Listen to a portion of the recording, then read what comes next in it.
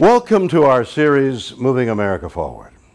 Each week we'll be focusing on America's entrepreneurs as they take us to new roads, new opportunities, new ways to fill the gaps left by today's failing companies. Our series will be looking at that and a lot more. So come with me and watch as the entrepreneurs of our nation move into the future.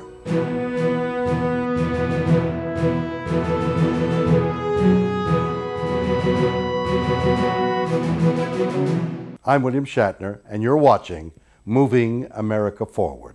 And I'm Doug Llewellyn here in our studios in Los Angeles with our guest today, Dr. Joseph Chang, who is a board-certified ophthalmologist. He's here on my left. He has facilities, offices that is, in Bakersfield, California, and also in Montecito, and we'll point out where they are as we go along. Dr. Chang, nice to have you here. Thank you, Doug. Let me point out, a little while ago you had a chance to answer a couple of questions from William Shatner. Let's take a brief look at a portion of that right now and see how it went, okay?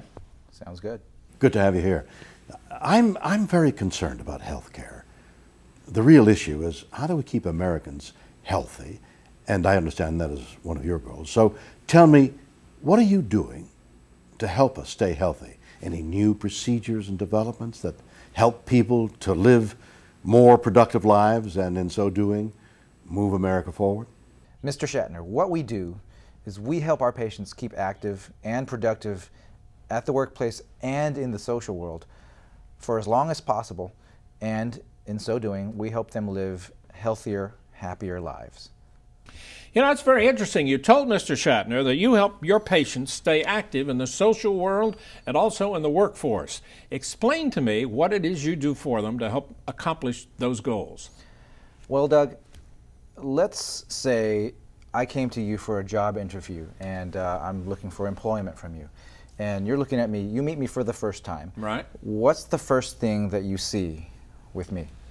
Well, obviously, I know where we're going on this. I would say, but literally, I would say your eyes. That's because that's what you're looking at, you know? Exactly, exactly. The eyes, you know, the old cliche goes, the eyes are the window to the soul. Right. And but it's eye contact. Right. When you learn a lot about somebody, about how much eye contact they make and how comfortable they are with that.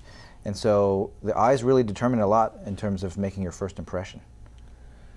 So when people come to you, they come to you to get the appearance of their eyes improved? Is that the primary thing? You're absolutely right. I am what's called an oculoplastic surgeon. Okay. And that means eyelid cosmetic and reconstructive eyelid plastic surgery. All right. So how does it work? When you look at somebody, you immediately size them up and decide, well, their eyelids need to be trimmed, you know, they're too baggy, because eyelids are baggy, you know. Right, right. What's the procedure you go through in evaluating? Well, you know, it's funny that you asked that question. I often say that when you have a hammer, you tend to notice all the nails out there. So when I look at people, one of the first things that I notice is, you know, the appearance of the eyelids. And so when eyelids are heavy, when they're droopy, when there's excess skin above the eyelids that are hanging down and blocking the vision, that is when I can get involved and make a difference. Okay. You do have a lot of pictures here, I know, on your computer. I do. Let's look at some of these pictures, and while they go through, you can explain to me what the problem was and what happened, you know, what you did to help them look a little bit better. Okay? I have one example here of a patient that I operated on a couple of years ago, and she's a great example of just a beautiful woman who came in and has never had any work done whatsoever, and really didn't feel like she wanted to do anything drastic that would change the way she looks. She likes the way she looks. Though, right? I'd consider her a senior, okay. But very attractive nonetheless. Okay. And what she has is the most typical thing. If you'll see in this picture here, the upper eyelids are very heavy. People call them bags or heavy droopy skin. But she has the same thing on the lower eyelids as well. A lot of people don't realize you actually have lower eyelids. People assume, well, these are the eyelids, and this is just stuff under my eyes. Well, we consider this, as eyelid specialists, the lower eyelid. Okay. So we can do surgery to remove the excess skin from the upper eyelid, and we use laser to remove the excess skin from the lower eyelids. So that's excess skin we're looking at, right? Now, that is. That was a before. You have a picture of... That's the before, and this is what she looks like afterwards. Holy mackerel, look at that. And so she had skin removed from the upper eyelids. And just to go back again to remind you what was there before, yeah. She had a lot of excess skin. You also remove some fat underneath, predominantly in this area. It just kind of helps to open up the eyelid and make it look good. And when you do the upper eyelids, you're actually cutting it. You're using a scalpel, standard surgical procedure. We've been doing that for decades. It's really still the best way to do things. And that's okay because when you do the upper eyelid, you see that the incision line is perfectly disguised in your natural upper eyelid crease. Right. So you don't have any visible scarring. What about underneath the eye? You don't see any Very there good. either. With the lower eyelids, with the lower eyelids, you don't cut this excess skin because there's no natural crease to hide in the incision line. Right. So when I work on the lower eyelid, I actually go from the inside of the eyelid, which is hard to show in this picture. Right. But basically, without cutting the skin, I could access the fat that's underneath that needs to be trimmed. And when there's excess skin, like in this beautiful woman, what we do is we use the laser to tighten that excess skin. So that's what I did with her. I removed skin from the upper eyelid, I used laser to tighten the skin from the lower eyelid, and I removed fat going from the inside from the lower eyelid. And so this is what she looked like afterwards. You must admit that makes a big difference. That's very impressive. I know you have other samples. Let's take a look at some more, one or two more. This is just a small sample of the work that I've done. But this is just the surgical component. A big component of what I do is also non-surgical. And when you do things like Botox and fillers, everybody knows these days, well, most everybody knows that Botox improves the wrinkles of your face, the lines of your forehead, around your eyes. But a lot of people don't realize how involved you can get directly around the eyes with both Botox and fillers. Well, Botox is kind of a filler, isn't it? It's not. A lot of people get that confused. Because it's treated, it's done in the same setting. It's done with a syringe in the office. It doesn't require anesthesia. There's really no downtime. You can go back to work. If you come in on your lunch break and have a procedure, you can go back to work the same day. So people get them confused. That's a common misconception. Botox works by relaxing muscles. And so what happens is somebody has a forehead that has wrinkles on it. And this is really not the best example of that. This is a picture of somebody that had eyelid surgery, before and after of eyelid surgeries. But here's another example of before and after with eyelid surgery, before and after. Now with Botox, though, you relax the muscles around the eyes and you can lift the eyebrows. A lot of people also have droopy eyebrows with their droopy eyelids.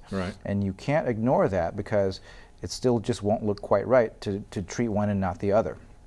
So do you do these surgical procedures in an office, or do you have to go into a hospital for that? The surgical procedures are done in an outpatient surgery center, not in a hospital, but in an accredited, licensed surgery center. And it's done under anesthesia, so you're asleep and you don't have any pain, there's no anxiety, and by the time you hear my voice saying, okay, surgery's done, you're ready to stand up and walk out of there and go home the same day. You know, I wanted to point out your office is in Bakersfield. You have the Empire Eye and Laser Center, that's in Bakersfield. You also have the Advanced Center for Eye Care in Bakersfield. That's different, though, right? That's right.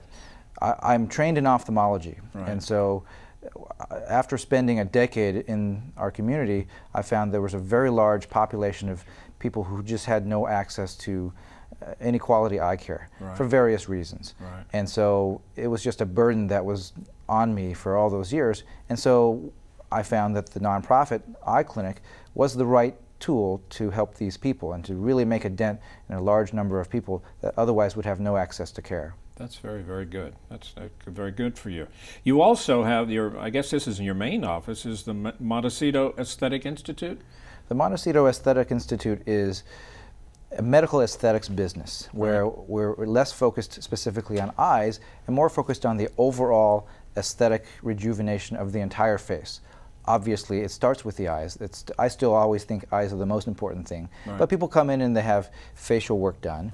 And I have nurses there that perform laser procedures that improve, give cosmetic improvement.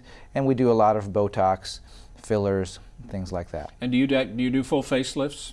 things I like that? personally do not do full facelifts. Okay. I do face work, but non-surgical face work. The only surgical work I do is for the eyelids. I have some very esteemed colleagues that I refer to for people who need full-on surgical face work. So you are definitely an eye specialist. I also want to point out you are a clinical instructor of ophthalmology at the Jules Stein Eye Institute at UCLA. I am. And you still do that? I still do that. I really enjoy that because I get to go work with the young doctors there, and that's where I trained 12 years ago. And when I was chief resident, you know, I got to work with doctors who were in the community and out there doing amazing, interesting things, and I got a lot from that interaction. And so it's just my turn to give back, and I love living vicariously through the young surgeons, and they get excited when they get a successful case, and I like seeing the enthusiasm. Well, there. it's pretty obvious and apparent you do outstanding work. What are the first steps you go through with a new patient? I sit down and look them in the eye, and then I say, let's give you a little educational session. I want you to know how these things work. And so whether it's eyelid surgery or whether it's Botox or whether it's fillers, I'll say this is how it works. Botox works by relaxing muscles. And then I'll sit down and describe all the different muscles of facial expression that we treat with Botox to give us the benefits that we want. And the goal is two. One is to make sure the patient understands what it can do and what it can't do so they know what to expect. But two, and I think this is equally important, the two is to have really good rapport between doctor and patient and really good communication. The patient needs to be able to give feedback, needs to be able to feel comfortable to say, hey doc, you know, that wasn't exactly what I meant. There is no one way to do Botox perfectly for everybody. So it's unique to each person. You really outline it for them and explain exactly what can be done. Exactly, but I make it clear that I want to hear what they want. It's not just what I want, it's what the patient wants. Dr. Chang, thank you. This has been very, very interesting indeed. Thank you so much for stopping by to tell us about it. Thanks. It was fun to be here. I'm William Shatner, and you're watching Moving America Forward. This organization represents companies across our great nation that embody the spirit, dedication, know-how, and can-do attitude which has made America the great nation it is today. And now let's present the Keeping America Strong Award. Now it's my honor to present this prestigious award to Dr. Joseph Chang, a board-certified ophthalmologist, for the outstanding work that he is doing to help keep America moving forward. Dr. Chang, it's a pleasure to give this to you. Congratulations. Thank you, Doug. It's an honor. I just want to take this opportunity to thank Mr. Shatner as well as Admiral Delaney for this wonderful award. I really appreciate the recognition for the hard work that both I and more importantly my staff and that work hard every day to make sure that all of our patients have nothing but the best experiences every time they come into my office. That's it for another edition of Moving America Forward. I'm Bert Tenzer. Join us again as we continue to bring you the entrepreneurs who move America forward. I'm William Shatner, and for all of us at Moving America Forward, thanks for watching.